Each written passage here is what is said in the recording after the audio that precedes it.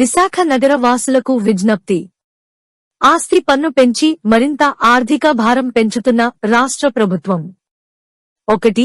ముఖ్యమంత్రి గారు సర్వేల ద్వారా 20% అదనంగా ఆస్తి పన్ను సమీకరించాలని రాష్ట్రంలోని మున్సిపాలిటీలకు, కార్పొరేషన్లకు ఆదేశించారు. దానికనుగుణంగా ఈ నెల 14వ తేదీన మున్సిపల్ అడ్మినిస్ట్రేషన్ రాష్ట్ర విభాగం సర్క్యులర్ జారీ చేసింది.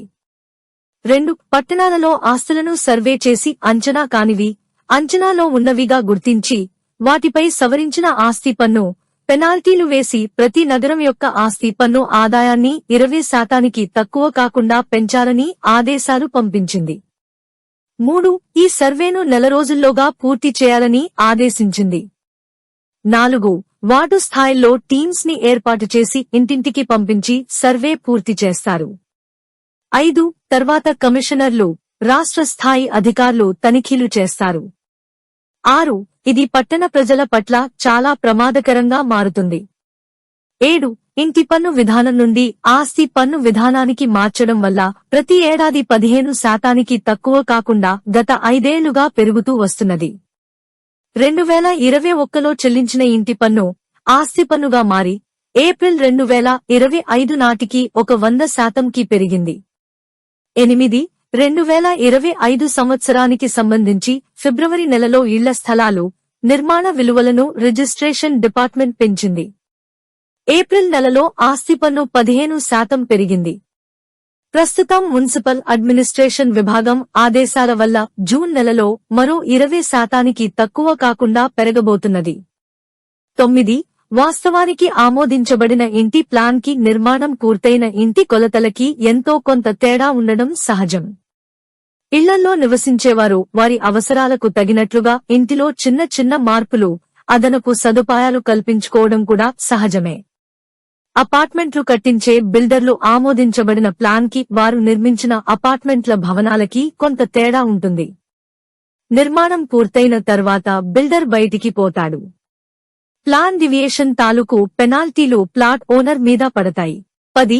గాజువాక హౌస్ కమిటీ సమస్యలు, పంచగ్రామాల సమస్యలు, సెక్షన్ 22A సమస్యలు వీటికి అదనం. 11. ప్లాన్లో 10% లోపు డీవియేషన్లకు 25% పెనాల్టీ విధిస్తారు. 10% పైన డీవియేషన్లకు 50% పెనాల్టీ విధిస్తారు. ప్లాన్ లేకుండా నిర్మాణం చేస్తే 100% పెనాల్టీ విధిస్తారు.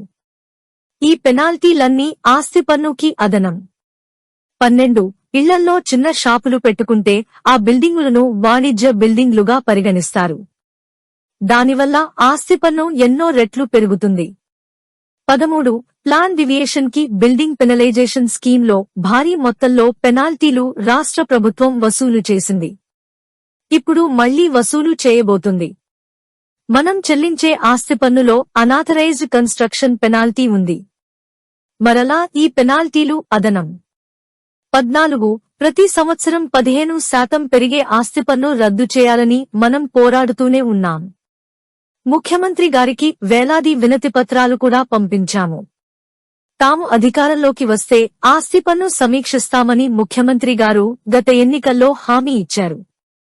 సమీక్షించడం అంటే తగ్గిస్తారు అనేటువంటి నమ్మకంతో మనం ముఖ్యమంత్రి గారి ఆదేశాల కోసం ఎదురు చూస్తున్నాం. కానీ సమీక్షించడం అంటే కనీసం 20% పెంచడం అని ఇప్పుడు అర్థమవుతున్నది. ఇది చాలా అన్యాయం. 15. సర్వే పేరుతో పరోక్షంగా ఆస్తి పన్ను పెంచే దాడిని వార్వా నివాస్ వ్యతిరేకిస్తున్నాము. 16. ఆస్తి పన్ను భారాలతో విలవిలలాడుతున్న పట్టణ ప్రజలపై మరింత భారాలు మోపే ఆస్తి పన్ను సర్వేను విరమించాలని కోరుతూ వార్వా నివాస్ ధర్నా నిర్వహిస్తున్నాము. మన డిమాండ్: ఆస్తి పన్ను సర్వే విరమించాలి. తేదీ: మే 28, 2025 బుధవారం ఉదయం 10 గంటలకు. స్థలం: జీవీఎంసీ మహాత్మా గాంధీ విగ్రహం వద్ద. అందరూ పాల్గొని విజయవంతం చేయవలసిందిగా కోరుతున్నాము. ఇట్లు బీబీ గణేష్, జనరల్ సెక్రటరీ, వర్వా. Pitta Narayana Murthy, general secretary, Nivas. Welcome to our YouTube channel. Don't forget to like, subscribe and share the videos.